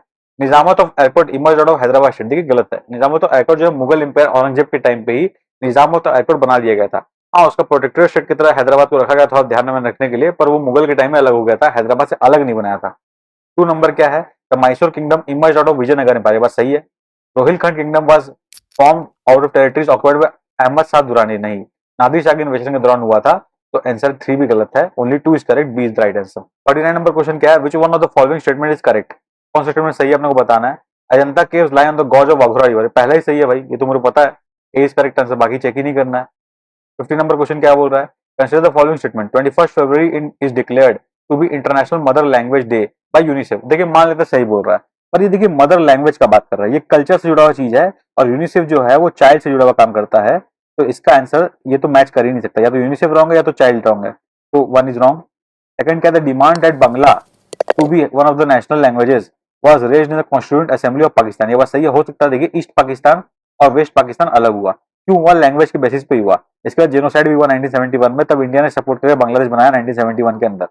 तो ये बात जानना होगा अपने को कि 2 जो है ये पॉसिबल रिकमेंडेशन है, अगर अपने को नहीं पता तो अपने उसको पॉजिटिव मान के राइट मान के चलेंगे, तो 2 के संग हम ले जाएंगे, B is the right answer. 51 number question क्या है, how is permaculture farming different from conventional chemical farming. अब देखिए permaculture farming discourages monocultural practices, but in conventional chemical farming monoculture practices are predominant, तो बात सही है। दूसरा क्या है, conventional chemical can cause increase in soil salinity but the occurrence of such phenomena is not observed in permaculture farming, ये बात भी सही है। ठीक है, conventional chemical farming is easily possible in semi arid regions but permaculture farming is not easily possible in such region, ये बात गलत हो गया ना, is wrong. 4 number, practice of mulching is very important in permaculture farming but not necessarily so much in conventional farming, बात सही है, B is the right answer. देखिए पूरा फैक्चुअल है, इसमें समझाने लायक कुछ भी नहीं है, मैंने पढ़ा, मुझे सही पता है, इसलिए मैंने टिक लगा दिया। पर्माकल्चर फार्मिंग क्या होता है वो समझ लीजिए एक बार, कन्वेंशनल केमिकल फार्मिंग क्या होता है वो समझ लीजिए, अगर फ्यूचर में कोई यूपीएससी में क्वेश्चन बनता है तो आपको हेल्पफुल होगा, बस इतना सही बात है। 52 नंबर क्वेश्चन क्या बोल रहा है, with reference to palm oil consider the following statement. Palm oil क्या होता है, इंडिया मैक्सिमम इंपोर्ट करता है, ये अफ्रीका का जो है नेटिव होता है ट्री, तो ये फर्स्ट वाला गलत हो गया। सेकंड क्या बोल रहा है, palm oil is a raw material for some industries producing lipstick and perfume, बस सही लग रहा है। Palm oil can be used to produce biodiesel, ये बात भी सही लग रहा है, तो 2 3 सही लग रहा है, 20 द आंसर। 3 नंबर क्वेश्चन क्या बोल रहा है, with reference to Indus river system of the following 4 rivers, 3 of them pour into one of them which joins the Indus direct, among the following which one of the such rivers joins the Indus direct। देखिए Indus अपना निकल के ऐसे flow करके पाकिस्तान में घुस के मस्त फ्लो करके अरेबियन सी चला जाता है, फिर अपना चेनाब झेलम रवि सब आता है, सतलज यहाँ से निकल के आता है, फिर फ्लो करता है, ये तीनों सतलज से मिलते हैं और सतलज जाके फिर मिलता है इंडस से, तो आंसर डी होगा। 54 नंबर क्वेश्चन क्या है, with reference to India Didwana Kuchaman Sargol and Khatu are names of, Khatu देखिए राजस्थान में, डिडवाना भी राजस्थान में, ये सब सलाइन लेक टाउन्स है, यहाँ पे लेक साइड टाउन में, D is the answer. 55 number question क्या है, consider the following rivers, Brahmani Nagavali Subarnarekha Vamsadhara, which of the above river rise in the eastern Ghat. देखिए सीधा सा बात है, वंशधारा उड़ीसा में राइज होता है ईस्टर्न घाट के अंदर, अब अपने को पता सुवर्णरेखा उड़ीसा में फ्लो करता है, तो ये ईस्टर्न में राइज नहीं करता, वो फ्लो करके बे ऑफ बंगाल में जाता है, तो 3 इज रॉन्ग, 3 इज रॉन्ग कटा दीजिए और 4 इज राइट, तो B is the right answer, बाकी चेक ही नहीं करना अपने को। 56 नंबर क्वेश्चन क्या बोल रहा है, consider the following statement, the Global Ocean Commission grants licenses for seabed exploitation and mining in the international water, बात गलत है। देखिए इंटरनेशनल सीबेड अथॉरिटी होती है, ये जिम्मेदारी इनके कंधों पे है, इन्होंने कुछ टाइम पहले इंडिया को और लाइसेंस भी दिया था एक्सप्लोर करने के लिए 10 साल के लिए, उसके लिए इंडिया भी कुछ खास उखाड़ नहीं पाया, पर ministry of earth science India कुछ ना कुछ करने की कोशिश कर रही है, तो 2 इज ऑल्सो राइट। थर्ड क्या है, rare earth minerals are present on sea floor international waters, ये बात सही है, 3 is right, B is the right answer. 7 number question क्या बोल रहा है, among the following which one of the is the least water efficient crop. देखिए sugarcane बहुत ज्यादा पानी चूसता है, तो एक ये लग रहा है, अगला सनफ्लावर तो पानी कम लेता है, मिलेट भी कम लेता है, रेड ग्राम भी कम लेता है, तो बस ए इज आंसर, कम लेने वाला शुगरकेन ही जो ज्यादा पानी चूसता है, तो ए इज राइट, तो वाटर एफिशिएंट कम हुआ ना। 58 नंबर क्वेश्चन क्या है, consider the following statement, in the tropical zone the western section of the ocean are warmer than the eastern section of the ocean owing to inflation of trade winds. देखिए इस सवाल को solve करना तो पहले अर्थ बनाइए, इक्वेटर बनाइए, tropical zone, ये हो गया दोनों का ट्रॉपिकल जोन, और फिर ये टेम्परेट जोन। अब इस पे आपको खाली ड्राइंग करना है। अब अर्थ जो है इक्वेटोरियल लो प्रेशर पे होता है, ट्रॉपिकल ये हाई प्रेशर पे होता है, तो विंड कहाँ ब्लो करता है, high pressure to low pressure. अब जो ट्रेड विंड होता है उसमें नॉर्थ साइड में डायरेक्शन ऐसा होता है और साउथ साइड में डायरेक्शन ऐसा मूव करता है due to Coriolis force, Coriolis force की वजह से ऐसा डायरेक्शन होता है। तो लो प्रेशर से हाई प्रेशर जाएंगे, अपने हाई प्रेशर से लो प्रेशर जाएंगे तो कैसे आएंगे, अपना विंड ऐसे आएगा, this is the way wind will flow. अब वैसे ही इस वाले डायरेक्शन में high pressure to low pressure ऐसे जाएगा। तो ट्रॉपिकल रीजन में अपना जो पानी है वो ओशन का इस डायरेक्शन में मूव करेगा। ये पानी कौन सा पानी है, गर्म पानी। ये गर्म पानी अगर यहाँ से यहाँ मूव कर गया तो ये वेस्टर्न पार्ट है, ये ईस्टर्न पार्ट है, तो वेस्टर्न सेक्शन ज्यादा गर्म रहेगा, वन इज राइट। सिमिलरली अब ट्रॉपिकल टेम्परेट जोन में आएंगे, ये 30 डिग्री, ये 60 डिग्री, ये टेम्परेट जोन में आएंगे। तो अब ये वाला पार्ट जो है ये हाई प्रेशर है और ये वाला पार्ट लो प्रेशर है। तो high pressure to low pressure north में कैसे विंड जाएगा, ऐसे जाएगा। अब इस डायरेक्शन में विंड जा रहा है तो इसका मतलब यहाँ का जो वार्म पानी है वो यहाँ पे जा रहा है, वार्म पानी। तो ये वेस्टर्न सेक्शन है, ये ईस्टर्न सेक्शन है, तो ईस्टर्न सेक्शन ज्यादा गर्म होगा ना इन द टेम्परेट जोन। तो 2 इज ऑल्सो राइट, अपना आंसर होगा सी। देखिए सिर्फ आपको विंड डायरेक्शन, कोरिलेस फोर्स, ये सब बेसिक ज्योग्राफी कॉन्सेप्ट पते होने चाहिए, इससे आप मचा दोगे जैसे मैंने मचा दिया अभी। 59 नंबर क्वेश्चन में आते हैं। In the context of India preparation of climate smart agriculture consider the following statement. The climate smart village approach in India is a part of project led by climate change agriculture and food security and international research program. सही बात है। The project of CCAFS is carried out under the consultative group of international agriculture research headquarter in France. ये बात भी सही है। The international crops research institute for semi arid tropics ICRISAT in India is one of the CGI-AR research centres. ये बात भी सही है। देखिए ये क्वेश्चन मेरे को इतना अच्छे से पता नहीं था, प्लस ये हार्ड भी है क्योंकि काफी ज्यादा फैक्चुअल है, प्लस करंट अफेयर्स भी है, पर पढ़ के मेरे को तीनों सही लग रहा था इसलिए मैंने डी के अप्रोच किया और यही सही आंसर। ठीक है, कई बार ऐसा क्वेश्चन भी आ जाता है। अब 60 नंबर क्वेश्चन क्या बोल रहा है, leaf litter decomposes faster than in any other biome and as a result the soil surface is often almost bare. देखिए ऑलमोस्ट बेयर क्यों, क्योंकि बारिश आती है साफ करते जाता है। ऑलमोस्ट बेयर ये वाला बारिश से मिल गया तो रेनी सीजन लग रहा है। Apart from trees vegetation is largely composed of plants from that reach up to the canopy vicariously. Canopy माने लंबा लंबा ट्री होता होगा, तो इक्वेटोरियल रेन फॉरेस्ट रीजन लग रहा है। फिर क्लाइंबिंग द ट्रीज और growing as epiphytes rooted on upper branches of tree, this is most likely description of. ठीक है, रेन होता है तो ट्रॉपिकल रेन फॉरेस्ट आंसर होना चाहिए। Most accurate is the correct answer, D is the most accurate answer. ये forest का आपको हल्का हल्का अवेयरनेस होना चाहिए। कुछ कुछ कीवर्ड्स होते हैं जैसे आपको क्लिक कर जाएगा, जैसे मेरे को भी क्लिक किया रेन एरिया है, उस तरह से आपको भी क्लिक कर जाएगा। 61 नंबर क्वेश्चन क्या बोल रहा है, the vegetation of savanna consist of grassland with scattered small trees but extensive areas have no trees. देखिए मैंने कुछ कुछ जगह स्मॉल स्मॉल ट्रीज है, बाकी बहुत सारी जगह में ट्री नहीं है। सवाना का टोपोग्राफी तो इकोसिस्टम ऐसा ही है। The forest development in such areas is generally kept in check by one or more or combination of some condition which of the following are such condition. Condition क्या क्या है जिसकी वजह से ये इकोसिस्टम मेंटेन्ड है। तो पहला क्या, बर्निंग एनिमल्स है, टर्माइट्स, ये बात गलत है। फायर हो सकता है, कंट्रोल में फायर करेंगे तो ऐसा इकोसिस्टम मेंटेन किया जा सकता है। ग्रेजिंग हर्बीवोर बिल्कुल सही, कुछ हर्बीवोर जैसे कि एलिफेंट वहाँ ग्रेज करते हैं, सवाना बहुत ज्यादा, इस वजह से इकोसिस्टम मेंटेन्ड है, इसलिए वो वहाँ के फ्लैगशिप स्पीशीज भी है। फिर सीजनल रेनफॉल बिल्कुल, तभी तो ग्रोथ होगा जो बचा कुचा ग्रो हो रहा है। सॉइल प्रॉपर्टी हो सकता है, देखिए इतना श्योर है कि 2 3 4 होना है, 2 3 4 होना तो C is the correct answer, बाकी हो चाहे नहीं हो नहीं पता। अब 62 नंबर क्वेश्चन पे आते हैं। With reference to water on the planet earth consider the following statement. The amount of water in rivers and lakes is more than amount of ground water. ये बात गलत है। देखिए सबसे ज्यादा पानी बर्फ में होता है, ग्लेशियर्स में, उसके बाद रिवर में हल्का फ्लो करता है उससे हल्का, और मैक्सिमम सिप इन हो जाता है ग्राउंड के अंदर, इसलिए ग्राउंड वाटर की संख्या ज्यादा होती है, इसलिए वन गलत है। The amount of water in polar ice cap glaciers is more then that of amount of ground water. ये बात सही है, हम लोग वही बात की है, तो आंसर होगा बी, लॉजिकली करेक्ट है। 63 नंबर क्वेश्चन में आते हैं। 63 नंबर में moringa drumstick tree is a leguminous tree, मुझे नहीं पता पर मैं रॉन्ग मान के चलूंगा। Tamarind tree is endemic to south east Asia, गलत है। देखिए फैक्ट ट्रॉपिकल अफ्रीका में एंडेमिक है, पर मुझे नहीं पता तो मैं गेस मार के चल रहा हूँ, अभी तो मैं जानता हूँ इसलिए मैं बता रहा हूँ। In India most of the tamarind is collected as minor forest produce, ये बात सही है, 3 इज करेक्ट। टामरिन जो इमली जो होता है इंडिया में कई जगह ट्राइबल एरिया में स्पेसिफिकली माइनर फॉरेस्ट प्रोड्यूस की तरह ग्रो किया जाता है, इसलिए उनका यूज होता है। India exports tamarind and seeds of moringa, ये बात सही है। Seeds of moringa and tamarind can be used for production of biofuel, ये बात भी सही है। देखिए 3 4 5 सही है, 1 और 2 हम श्योर नहीं थे पर अभी तो पता है 3 4 5 सही है, तो अपने पास 20 द करेक्ट आंसर आ गया, और कोई ऑप्शन है ही नहीं, अपने को चेक ही नहीं करना। बाकी जी नहीं पता तो कोई दिक्कत नहीं। 64 नंबर क्वेश्चन में क्या पूछ रहा है, the black cotton soil in India has been formed due to weathering of. आपको पता होगा डेक्कन ट्रैप एरिया वो पहले वोल्केनिक इरप्शन के कारण बना था, डेक्कन ट्रैप बहुत पुराने टाइम पे, तो ब्लैक सॉइल उसी का जना है, तो वहां पे जो वोल्केनिक रॉक्स होंगे उनके डिकम्पोजिशन से विदरिंग से बना होगा, तो B is the correct answer. 65 number question क्या बोल रहा है, with reference to recent development regarding recombinant vector vaccine. Recombinant माने रिकॉम्बिनेंट इंजीनियरिंग होता है, genetic engineering. Consider the following statement, genetic engineering is applied to development of this vaccine, बिल्कुल सही, अभी तो मैंने बोला। सेकंड क्या, bacteria and virus are used as vectors. देखिए यूज कर सकते हैं हम लोग, who is I will go with B, क्योंकि हम लोग इसमें वेक्टर के तो यूज कर सकते हैं, answer will be she, she should be that.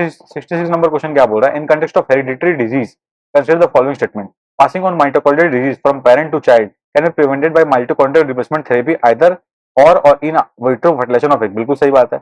A child inherits mitochondrial disease entirely from mother and not from father, ये बात भी सही है क्योंकि मदर से मेनली माइटोकॉन्ड्रिया वाला पार्ट आता है, इसीलिए हम लोग प्रोजेनिक न्यूक्लियर ट्रांसफर टेक्नोलॉजी लगाते हैं ताकि ये चीज हटाया जा सके मदर से, ताकि चाइल्ड में कैरी फॉरवर्ड ना हो। तो 2 इज राइट, तो इसका आंसर होगा सी।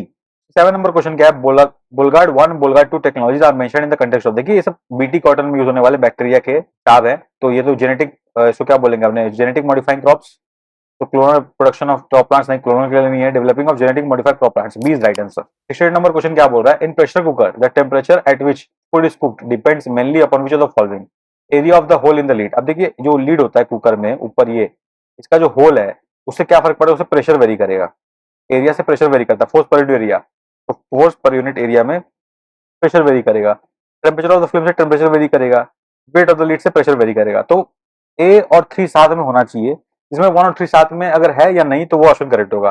देखिए इसमें खाली 1 तो ये नहीं हो सकता, इसमें खाली 2 है तो ये नहीं हो सकता, इसमें दोनों है, तो आंसर सी या डी में से एक होगा, इतना तो आप श्योर मान लीजिए, ठीक है, क्योंकि दोनों प्रेशर वेरी कर रहा है तो दोनों साथ में होना चाहिए क्योंकि प्रेशर का फैक्टर है दोनों। अब एक खास बात आपको समझना ये है कि प्रेशर कुकर जब हीट होता है तो एडियाबेटिक प्रोसेस होता है, एडियाबेटिक प्रोसेस होता है तो टेम्परेचर जो होता है फ्लेम का जो भी हो, जब कुकर बंद हो जाता है तो अंदर जो टेम्परेचर कुकिंग हो रहा है वो कांस्टेंट हो जाता है, ठीक है, पीवी पर गामा इक्वल टू कांस्टेंट, ये एडियाबेटिक प्रोसेस है, तो आपको समझना होगा, इसीलिए 2 is not wrong, answer should be C. 69 number question क्या बोल रहा है, consider the following bacteria fungi virus which of the following can be cultured artificial synthetic medium, देखिए 1 और 2 हो सकता है, 3 नहीं हो सकता, आंसर शुड बी ए, क्यों, क्योंकि वायरस को लिविंग होस्ट चाहिए, वायरस को जीने के लिए लिविंग होस्ट चाहिए, उसको पेट्री डिश में हमने नहीं बना सकते, इसलिए आंसर होगा ए। 70 नंबर क्वेश्चन क्या बोल रहा है, consider the following statement, adeno virus have single stranded DNA chromosome whereas retro virus है डबल स्टैंडर्ड डीएनए क्रोमोसोम, नहीं भाई आरएनए होता है, रेट्रो वायरस में आरएनए होता है, एडिनो वायरस में डीएनए होता है, तो ये वाला गलत हो गया। सेकंड स्टेटमेंट क्या है, common cold is sometime caused by adeno virus whereas AIDS is caused by retro virus, ये बात सही है, इसका आंसर होगा बी। 71 नंबर क्या बोल रहा है, water can dissolve more substances than any other liquid because dipolar nature, अब वाटर का क्वालिटी H प्लस है, O माइनस, आप ऐसे बोल लीजिए, अब जो नेगेटिव कंपोनेंट आएगा उसको H पकड़ लेगा, इसको पॉजिटिव आएगा उसको O पकड़ लेगा, डाइपोलर नेचर के कारण वाटर मैक्सिमम जो रिएक्ट कर जाता है उसको डिसॉल्व कर लेता है। 72 नंबर क्वेश्चन क्या बोल रहा है, with reference to street lighting how do sodium lamps differ from LED lamp, देखिए सोडियम लैंप माने एक बड़ा सा लाइट जो हर तरफ रोशनी फेंक पा रहा है, सोडियम लैंप हो गया, एलईडी माने ऐसे लाइट जो फोकस्ड वे में लाइट फेंक रहा है, ये बात हो गया एलईडी का, एलईडी में रंग बिरंगा अपने चेंज कर सकते हैं, sodium lamps produce light in 360 degree but it is not so in the case of LED, बिल्कुल सही बात है, as street light sodium lamps have longer life than LED, ये बात गलत है, देखिए एलईडी जो होता है ना कम लाइट एनर्जी रिलीज करता है, सोडियम लैंप जल्दी खत्म हो सकता है, एलईडी जो होता है 1 लाख साल 1 लाख आवर्स तक चल सकता है, तो ये बात आपको पता होना चाहिए, उसका लाइफ ज्यादा है, तो 2 इज रॉन्ग। लाइट का spectrum of visible light from sodium lamp is almost monochromatic while LED lamps other significant colours in street lighting, बिल्कुल सही, एलईडी और मल्टीपल कलर छोड़ सकते हैं, 3 इज राइट, 1 और 3 C is the answer. 73 number question क्या बोल रहा है, the term H2 is talked about is in context of, देखिए H2 genetic introduced genes introduced in genetically modified plant, ये गलत लग रहा है, developed of India's own satellite navigation, तो कतई नहीं हो सकता है, कभी सुने ही नहीं हम लोग, radio cause of wild life trafficking, तो हो ही नहीं सकता, स्प्रेड ऑफ वायरल डिजीज, ये हो सकता है, डी मोस्ट एक्यूरेट लग रहा है, कोई वायरल डिजीज स्प्रेड होगा उस चक्कर में हम लोग H2 यूज कर सकते हैं। 74 नंबर क्वेश्चन क्या है, bisphenol A is cause of concern is the structural key component in manufacture of which of the following kind of plastic, देखिए पॉलीकार्बोनेट होगा, पॉलीकार्बोनेट ब्लीचिंग तरह से वाइट हार्ड प्लास्टिक हम लोग बनाते हैं, उसमें बीपीए यूज होता है, ये क्या कई बार प्लास्टिक से निकल खाने में चल जाता है, पीने में चल जाता है, लिक्विड में चल जाता है, because best of temperature of the body या बॉटल या लिक्विड दोनों के बेसिस पे ये लिक्विड चल जाता है जो कि ह्यूमन बॉडी में जा रहा है, जो कि डेंजरस है, इसलिए अपने को इसके स्टडी में इंपॉर्टेंट आता है, इसलिए B is the correct answer. 75 number question क्या बोला, triclosan considered harmful when exposed to high levels for a long time is most likely present in which of the following, देखिए ट्राइक्लोसैन जो होता है ना ये नॉन एडिबल होता है, ये टूथपेस्ट में पहले यूज किया जाता था, अब इसको यूज करना बंद किया गया बिकॉज ये इंसान के ब्रेन के लिए खतरनाक होता है, इसीलिए खाने में तो बिल्कुल यूज नहीं होगा, तो फूड में तो नहीं, टाइपनिंग में नहीं, प्लास्टिक कंटेनर में हो सकता है पर toiletry is most suitable. 76 number question क्या है, which one of the following is a reason why astronomical distances are measured in light years, अब हम लोग एस्ट्रोनॉमिकल डिस्टेंस जो मेजर करते हैं बोलते हैं ना कि 100 लाइट ईयर दूर है, 1000 लाइट ईयर दूर है, करोड़ लाइट ईयर दूर है, क्यों बोलते हैं ऐसा, distance among stellar bodies do not change, पर गलत है, अब ये डिस्टेंस चेंज होता रहता है, अपने सोलर सिस्टम में आप देख लो प्लैनेट्स जो होता है उनका डिस्टेंस बदलता रहता है because they are on different electrical path around the sun, समझ रहे हो, उनका डिस्टेंस बदलता रहता है, तो वन इज रॉन्ग। सेकंड क्या है, gravity of stellar bodies do not change, ये बात भी गलत है, ग्रेविटी भी चेंज होता है, अब अर्थ का जो है अर्थ के सरफेस पर अलग ग्रेविटी है, उसके अंदर कोर में अलग ग्रेविटी है। फिर सी क्या है, light always travels in straight line, ये वाला बात भी गलत है, लाइट जो होता है अगर आपको डिफ्रैक्शन कर दो तो चेंज होता है ना पाथ, तो स्ट्रेट लाइन में ट्रेवल नहीं करता है, C is wrong. Speed of light always same, ये वाला most accurate is D is the right answer. Speed of light जो होता है वो हमेशा सेम होता है, आइंस्टाइन के थ्योरी ऑफ रिलेटिविटी के मुकाबले speed of light is the only constant. 77 number question पे आते हैं। We adopted parliamentary democracy based on British model, but how does our model differ from that model? माने माने इंडिया वर्सेस ब्रिटेन का तो parliamentary models में difference क्या है? As regards to legislation, British Parliament is supreme or sovereign, but in India the power of Parliament is limited to legislate। ये बात बिल्कुल सही है, बिकॉज अपने यहाँ कॉन्स्टिट्यूशनल गवर्नमेंट यूज होता है, अपने यहाँ कॉन्स्टिट्यूशनल गवर्नमेंट है और ब्रिटेन में पार्लियामेंट्री सुप्रीमेसी है। सेकंड क्या है, in India matters related to constitutionality of the amendment of the act of parliament are referred to constitutional bench of the supreme court. बिल्कुल सही बात है, आंसर होगा सी। मजे कीजिए। 78 नंबर क्वेश्चन क्या है, with reference to union government consider the following statement. N Gopalaswami Ayyangar committee suggested that minister and secretary were designated solely for pursuing the subject of administrative reform and promoting it। ये first administrative commission ARC first ARC report committee ने बोला था, तो one is wrong. Second क्या है, in 1970 the department of personnel was constituted on recommendation of ARC 1966 and this was placed under the prime minister charge. ये बात सही है, B is the right answer, factual है। 79 नंबर क्वेश्चन क्या बोल रहा है, right to privacy is protected under which article of the constitution of India? Article 21 है राइट टू लाइफ के अंदर, राइट टू प्राइवेसी भी हम लोग लाते हैं, तो C is the right answer. 80 number question क्या है, consider the following statement. In India there is no law restricting the candidates from contesting one Lok Sabha. अच्छा ये क्वेश्चन गलत है, देखिए इस क्वेश्चन को यूपीएससी ने क्रॉस कर दिया है, माने अपने यूपीएससी ने बोला भाई ये क्वेश्चन आप लोगों को ऐसे ही ऑप्ट आउट कर दिया गया है, इससे कट ऑफ डिसाइड नहीं होगा, तो 80 वाला इससे हटा देते हैं, हम लोग डिस्कस करके टाइम वेस्ट नहीं करते हैं, क्वेश्चन कॉम्प्लिकेटेड है। 81 नंबर क्वेश्चन क्या है, right to the city is an agreed human right and UN habitat monitors the commitment made by each country in this regard. Right to city gives every occupant of the city the right to reclaim public places and public participation in the city। What right है? Who is right? Right to city means that the state cannot deny any public service or facility to unauthorized colonies in India। देखिए ये right है, actual में deny करना नहीं चाहिए पर कर देता है, इसलिए तो राइट टू सिटी हम लोग बना रहे हैं। 81 का डी इज द आंसर। देखिए फर्स्ट वाला मुझे पता भी नहीं था, पर ये 2 और 3 राइट होने के बाद हम लोग डी को मार्क करके आगे बढ़ेंगे। राइट टू सिटी का मतलब यही है कि किसी को डिनाई नहीं होना चाहिए पब्लिक फैसिलिटी पब्लिक सर्विसेज, इसीलिए राइट टू सिटी का बात कर रहे हैं, वरना मतलब ही क्या है, इसलिए D is the right answer. 82 number question क्या बोल रहा है, with reference to India consider the following statement. Judicial custody means an accused is in custody of the concerned magistrate and is such accused is locked up in police station not in jail. देखिए गलत है, first वाला part सही है यहाँ से यहाँ तक, पर वो लॉक्ड अप इन जेल होता है, अगर जुडिशियल कस्टडी में है तो वो जेल में लॉक्ड अप होगा, ना कि पुलिस स्टेशन में, तो ये बात आपको समझ में आना चाहिए, वन इज रॉन्ग। सेकंड क्या, during judicial custody the police officer in charge of the case is not allowed to interrogate the suspect without the approval from the court. यार बिल्कुल सही है, B is the answer. Judicial custody का मतलब ही होता है कि पुलिस कस्टडी नहीं, इसका मतलब जेल में जाएगा वो बंदा और किसी को भी उसे इंटरोगेट करना होगा, स्पेशली उनका इंचार्ज पुलिस ऑफिसर को भी अगर उनको इंटरोगेट करना होगा तो उनको परमिशन लेना पड़ेगा जेल में जाने के मिलने के लिए। 83 नंबर क्वेश्चन क्या है, with reference to India consider the following statement. When a prisoner makes out a sufficient case parole can not be denied to such a prisoner because it becomes matter of right. देखिए bail के लिए सही है, payroll के लिए सही नहीं है, परलो के लिए सही है, पैरोल के लिए सही नहीं। पैरोल बेसिकली ऐसा है कि रिफॉर्मेटिव प्रोसेस है, अगर कोई आदमी अच्छा बिहेवियर कर रहा है तो उसको बाहर सोसाइटी में टाइम टू टाइम भेजा जाता है और उसको पुलिस में रिपोर्ट करना पड़ता है पीरियोडिक पीरियड में, ताकि उसका रिफॉर्मेटिव प्रोसेस स्टार्ट हो सके, उसको अलाउ करना एक मौका देना, तो वन इज रॉन्ग। सेकंड क्या, state government have their own prisoner release on parole rules. बिल्कुल सही बात है, B is the right answer. 84 number question क्या है, at the national level which ministry is the nodal agency to ensure effective implementation of scheduled tribes and other traditional forest dwellers recognition of forest rights act 2006। देखिए मोटा, ministry of tribal affairs. देखिए अगर ये सिर्फ forest right पूछता ना तो अपने आता है इन्वायरमेंट वाला, अगर अपने को पूछता सिर्फ फॉरेस्ट ये जो लैंड राइट्स होता है वो ग्राम सभा के अंदर आता तो पंचायती राज के अंदर आ जाता, और उसके अदर बात में रूरल डेवलपमेंट इन्वॉल्व होता। बेसिकली चारों कहीं ना कहीं मिलजुल के किसी ना किसी तरह का काम करते हैं, पर नोडल इसके लिए मिनिस्ट्री ऑफ ट्राइबल अफेयर्स ही है। 85 नंबर क्वेश्चन क्या है, a legislation which confers an authority और on the executive or administrative authority an unguided uncontrolled discretionary power in the matter of application of law। देखिए application of law violates which one of the following articles of the constitution of India। यहीं से article 14 आपको बता जाएगा। Article 14 में क्या, equality before law, equal protection of law और application of law वाला बात यहीं से डिराइव होता है, बिकॉज अपने कंट्री के अंदर क्या है, we follow rule of law, तो इसी पे कई बार सुप्रीम कोर्ट जजमेंट आता है कि रूल ऑफ लॉ कैसे होगा। कई बार हम लोग ड्यू प्रोसेस ऑफ लॉ की तरह मूव कर जाते हैं, जो कि यूएस में फॉलो होता है, इंडिया में नहीं। इसमें हम लोग लेजिस्लेशन पे भी क्वेश्चन करते हैं कि लॉ अच्छा से बना कि नहीं बना। रूल ऑफ लॉ में क्या होता है, जो लॉ बन के उसको मानना है, अगर वो लॉ को ठीक से नहीं माने, एप्लीकेबल ठीक से नहीं किए, तो आर्टिकल 14 के तहत गलत हो जाओगे, तो सुप्रीम कोर्ट उस पर एक्शन ले सकता है। इसीलिए एप्लीकेबिलिटी ऑफ लॉ जो होता है आर्टिकल 14 के अंदर आता है। A is the most accurate answer. 86 number question क्या बोल रहा है, which one of the following in Indian polity is an essential feature that indicates its federal nature. Federal nature का मतलब क्या है कि हम लोग जो ये स्टेट गवर्नमेंट है, ये सेंट्रल गवर्नमेंट है, दोनों में सेपरेशन ऑफ पावर है, उसको इंडिपेंडेंस दोनों मेंटेन रहा है, वो कैसे इंश्योर करते हैं? रिटन कॉन्स्टिट्यूशन की तरह इंश्योर करते हैं, इंडिपेंडेंस ऑफ जुडिशरी की तरह इंश्योर करते हैं। तो वैसा ऑप्शन जहां भी होगा वो फेडरल करेक्टर का बाद आएगा। क्या है? The independence of judiciary is safeguarded. ये यही वाला सही बात हो गया, बाकी चेक ही नहीं करना। अपने को पता है फेडरल फीचर्स ऑफ अपना इंडियन कॉन्स्टिट्यूशन क्या है, वो आपको याद है तो सब मैच कर लोगे तो आंसर ए मिल जाएगा। 87 नंबर क्वेश्चन क्या है? Which one of the following best defines the term state. State क्या होता है?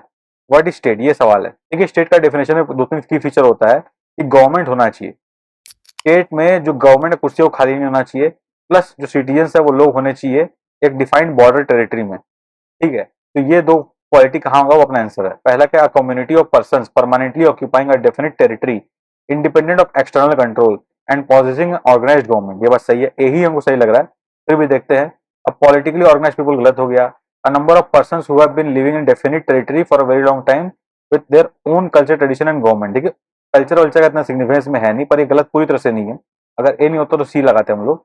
अ society permanently living in definite territory with a central authority and executive responsible to the central authority and independent judiciary. ये कहीं भी सही नहीं है, ए और सी में अपने को ए ज्यादा एक्यूरेट। 88 नंबर क्वेश्चन पे आता है, with reference to Indian judiciary consider the following statement. Any retired जज of supreme court of India can be called back to sit and act as supreme court जज by the chief justice of India with prior permission to president of India. ये बात बिल्कुल सही है, इसको ad hoc जज बोलते हैं, ये काम किया जा सकता है। A high court in India has power to review its own judgment as a supreme court does. देखिए ये बात गलत है, is the answer. High court is a court of record. तो पर यूपीएससी ने अपने ऑफिशियल आंसर में बोला है भाई कि हाई कोर्ट का रिव्यू का पावर नहीं है, तो हम लोग वही मान के चलेंगे। 89 नंबर क्वेश्चन क्या है? With reference to India consider the following statement. There is only one citizenship and one domicile. ये बात सही है। A citizen by birth only can become head of state. ये बात गलत है। हेड ऑफ स्टेट यानी कि प्रेसिडेंट। अपने इंडिया में नेचुरलाइजेशन से भी अगर कोई सिटीजन बना है तो उसको प्रेसिडेंट बनने का पावर है इंडिया के अंदर। This is the unique feature of Indian constitution. Is two is wrong. Third क्या? Foreigner once granted citizenship can not be deprived under any circumstance. ये बात गलत है। देखिए अगर फॉरनर को हमने सिटीजनशिप दे दिया बिकॉज ऑफ नेचुरलाइजेशन रजिस्ट्रेशन या अदर प्रोसेस, तो अगर वो किसी और कंट्री का सिटीजनशिप ले लेता है उसी टाइम उसका सिटीजनशिप टर्मिनेट हो जाता है, या फिर वो अपना कुछ लॉज है उसको अगर ब्रेक करता है तो भी उसका सिटीजनशिप टर्मिनेट किया जा सकता है। 3 इज रॉन्ग। 3 इज रॉन्ग तो कट गया, 2 इज ऑल्सो रॉन्ग, तो A is the right answer. 19 number question क्या है? Which one of the following factors constitutes the best safeguard of liberty in a liberal democracy. ठीक है, liberty कौन बचाता है? जुडिशरी मेनली लिबर्टी आपका बचाएगा। ठीक है, अब कमिटेड जुडिशरी हो सकता है, सेंट्रलाइजेशन ऑफ पावर गलत है, इलेक्टेड गवर्नमेंट जरूरी नहीं है, separation of powers. D is the most accurate answer. देखिए अगर जुडिशरी एग्जीक्यूटिव और लेजिस्लेचर अपना अपना काम मतलब से करे, ध्यान से करे, चेक्स एंड बैलेंस मेंटेन रखे, तो सेपरेशन ऑफ पावर रहे उनके अंदर, तो लिबर्टी एक सिटीजन को ऑटोमेटिकली गारंटी रहेगा। बिकॉज इसके अगर ये तीनों में मिक्स होता है तभी तो नेक्सस तैयार होता है ना, तो नेक्सस ब्रेक हो जाएगा वो। एंड आप यू अंडरस्टैंड। 91 नंबर क्वेश्चन क्या है? Under the Indian constitution consideration of wealth violets DPSP directive principle state policy को वायलेट करता है। देखिए गांधी जी का कॉन्सेप्ट था कि हम लोग को स्टेटलेस सोसाइटी चाहिए। स्टेटलेस सोसाइटी कैसे बन सकता है? जब हम लोग वेल्थ इक्वली डिस्ट्रीब्यूट करें, लोगों के अंदर कंसिडरेशन ऑफ वेल्थ का क्षमता ना हो, उसके अंदर ये बी वाला बात सही आता है डीपीएसपी के अंदर, तो गांधीयन प्रिंसिपल है। 92 नंबर क्वेश्चन क्या है? Which what is the position of right to property in India. देखिए राइट टू प्रॉपर्टी पहले आर्टिकल 30 31 आई थिंक 30 31 के अंदर आता था, उसको फिर रिप्लेस करके हम लोग आर्टिकल 330 समथिंग में प्लेस कर दिए। अब वो एक लीगल राइट है किसी भी आदमी के लिए, सिटीजन के लिए स्पेसिफिकली नहीं, किसी भी आदमी के लिए लीगल राइट है, फंडामेंटल राइट से हट गया वो। 93 नंबर क्वेश्चन क्या है? What was the exact constitutional status of India on 26 जनवरी 1950। देखिए 1973 में 1973 या 6 में जब इंदिरा गांधी ने 42 कॉन्स्टिट्यूशनल अमेंडमेंट लाया था एक्ट, तब उन्होंने सोशलिस्ट और सेक्युलर वर्ड ऐड किया था, जिसमें सोशलिस्ट और सेक्युलर वो हटा दिए, सेक्युलर हटा दिए, सोशलिस्ट हटा दिए, तो सी और डी तो नहीं होगा। और इंडिया जो है उसके पहले से बाकी सेम था, a sovereign democratic republic, B is the right answer. 94 number question क्या है? Constitutional government means a representative government of a nation with federal structure जरूरी नहीं है। A government whose head of state enjoy nominal power, ये बात भी सही, जरूरी नहीं है। A government whose head enjoys real powers, ये तो कभी जरूरी नहीं है। A government limited by terms of constitution, yes this is the D is the most accurate answer. Government constitutional government माने कि वैसा गवर्नमेंट जिसको कॉन्स्टिट्यूशन से लिमिट किया गया हो, that is constitutional government. 95 number question क्या है? With reference to India the terms Halbi, Ho and Kui pertains to tribal language. Ho is a tribal language, Ho tribes का लैंग्वेज होता है, तो D is the right answer. 96 number क्या है? Consider the following statement in respect to Bharat Ratna and Padma awards. Bharat Ratna and Padma awards are titles under the article 18(1) of the constitution of India. गलत बात है, article 18 के अंदर खाली एकेडमिक टाइटल्स और मिलिट्री टाइटल्स अलाउड है, बाकी सब टाइटल्स अलाउड नहीं है। कोई भी और चीज टाइटल नहीं हो सकता आर्टिकल 18 के अंदर, तो 1 इज रॉन्ग। 1 इज रॉन्ग होती है, अपने को पता चल गया कि देखिए नॉट करेक्ट पूछा है, तो बी आंसर नहीं होगा, नॉट करेक्ट पूछा है, ठीक है ना, तो मानिए अपना आंसर में आना चाहिए। Padma awards which were instituted in India in 1954 were suspended only once, ये बात भी गलत है। उनको 6 साल पर सस्पेंड हो चुका है वो Padma awards because of circumstances in the 1990s के आसपास। तो तू वाला गलत हो गया, मैंने ये भी आंसर मानना चाहिए। फिर क्या, the number of Bharat Ratna awards is restricted to maximum of 5 in a particular, ये वाला बात भी गलत है। आंसर होगा डी, तीनों के तीनों गलत है। 97 नंबर क्वेश्चन क्या है, स्टेटमेंट 1 दिया है, the United Nation Capital Development Fund and the Arbor Day Foundation have recently recognised Hyderabad as Tree City of the World. देखिए ये बात सही लग रहा है, पर ये यूनाइटेड नेशन कैपिटल क्यों करेगा, इसका तो कोई रोल ही नहीं है इस चीज में, या वो ट्री सिटी डिसाइड करे। तो 1 इज रॉन्ग इसलिए। सेकंड क्या है, Hyderabad was selected for recognition for a year following its commitment to grow and maintain urban forest, ये बात भी सही लग रहा है। तो अपना आंसर होगा बी, माने सेकंड स्टेटमेंट करेक्ट है, फर्स्ट इज नॉट करेक्ट, तो आंसर होगा D. Consider the following statement in respect to Laureus World Sports Award which was instituted in the year 2000। देखिए लॉरेंस वर्ल्ड स्पोर्ट्स अवार्ड किसी भी athlete या sports person को दिया जाता है फॉर द अचीवमेंट्स, ये 2000 में इंस्टीट्यूट किया गया था। तो इसमें इसके बारे में कुछ स्टेटमेंट है, अपने को बताना क्या सही क्या गलत है। पहला बोल रहा है American golfer Tiger Woods was first winner of this award, मान सकते हैं।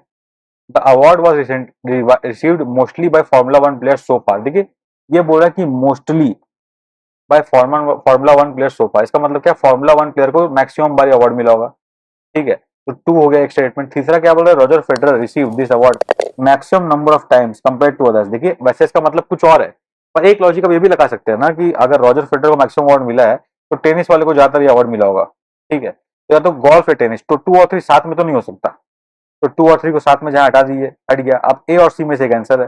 अब इससे अपने को ये पता लगा 1 इज डेफिनेटली सही। अपने को बस चेक करना है कि 2 और 3 में क्या सही होगा। अपने को पता है कि 2 और 3 में एक ही सही होना है, अपने गेस लेके चलेंगे, अपने मानेंगे कि रॉजर फेडरर को ज्यादा बार मिला, तो सी के संग में जाऊंगा। गेस है, डिफिकल्ट गेस, रिस्क ज्यादा है, 50% चांस है राइट होने का, पर ये रिस्क लेना वर्थ इट है, तो we will go with the C. 99 number question क्या है, consider the following statement in respect to 32nd Summer Olympics. अब 32nd समर ओलंपिक्स पिछली बार हुआ था, उसका ऑफिशियल मोटो हमको नहीं पता, तो रुक देते हैं। Sports climbing, surfing, skateboarding, karate, baseball are included in the Olympics, ये बात सही है। 2 इज द राइट, 2 तो फॉर श्योर राइट है। अपने को क्या पता है, बी और सी में से एक आंसर होना चाहिए, तो मैं गेस लूंगा कि आंसर होगा बी, बिकॉज ये हमको अ न्यू वर्ल्ड जो है ओलंपिक से मिलता जुलता कहानी लग नहीं रहा है, तो I will go with the B. Guess है, अगेन 50% रिस्क, स्पोर्ट्स का सवाल, we don't know much, we can take risk only, और ये रिस्क वर्थ है। Consider the following statement in the respect of ICC World Test Championship, the finalist were decided by number of matches won, ये बात गलत है। ये क्या हुआ था, कोविड के कारण क्या हो गया ना, सब कंट्री अलग अलग नंबर ऑफ मैचेस खेल रहे थे, तो क्राइटेरिया लाया गया परसेंटेज पॉइंट्स। कोई एक मैच में समझ लीजिए विनर को मिलता था 12 पॉइंट्स, मान लीजिए पहले अलग था, अभी 12 हो गया, 12 पॉइंट्स मिलता था, और ड्रॉ करने पे 10 पॉइंट्स मिलता था, और ड्रॉ करने पे 6 पॉइंट्स मिलेगा अभी, और बाकी 0 मिलेगा, ठीक है, हारने पे। तो ये कंडीशन पे क्या होगा, समझ लीजिए एक मैच में मैक्सिमम पॉइंट 12 है, तो एक टीम को कितना पॉइंट मिला, अब समझ लीजिए 10 मैच खेला तो 120 पॉइंट हो गया, और समझ लीजिए उसका फाइनली 75 पॉइंट्स है, तो ये परसेंटेज कितना हुआ उस आधार पे पॉइंट टेबल डिसाइड होता था, कौन टीम आगे या पीछे होगा। तो ये वाला बात गलत हो गया। New Zealand was ranked ahead of England because it one more number of matches, ये बात गलत है, क्योंकि अभी हम लोग ने बात किया कि किससे डिसाइड हुआ ये बात, तो 2 इज ऑल्सो रॉन्ग, आंसर होगा डी। अब देखिए लॉजिक के हिसाब से देखिए, इसमें क्या बोल रहा है कि नंबर ऑफ मैचेस के हिसाब से जो वन मैच जीता उसका तो रैंकिंग डिसाइड होगा, ये फर्स्ट बताया। सेकंड में भी यही बोल रहा है कि नंबर ऑफ मैच न्यूजीलैंड ज्यादा जीता है, इसलिए उसको सिलेक्ट किया गया, तो या तो दोनों सही होगा तो दोनों गलत होगा, 1 और 2 में, ये खास बात है। तो अपने को इतना भी 50% अपने पहुंच गए कि सी डी में से एक आंसर होना चाहिए, अगर आपको कुछ और नहीं भी बता दो, क्योंकि दोनों में सेम ही बात बोल रहा है, ठीक है ना। तो अपने इससे अपने गेस कर लेंगे, 50% रिस्क में आ जाएंगे, and we can guess the answer. C या डी में से एक, कुछ भी आप लोगे आपका चांसेस ज्यादा है आंसर राइट करने का। वैसे डी मुझे पता है, तो D is the right answer. अगर आपको इनिशिएटिव अच्छा लगा, if you like the initiative, channel को लाइक कर सब्सक्राइब करें, और ये हमारा टेलीग्राम चैनल है सिंपली लर्न ऑफिशियल चैनल, इससे ज्वाइन करें। यहाँ पे आपको क्वेश्चन बुकलेट, आंसर की के संग और अदर पीडीएफ का एक्सेस मिल जाएगा। तब तक के लिए best wishes for the examination.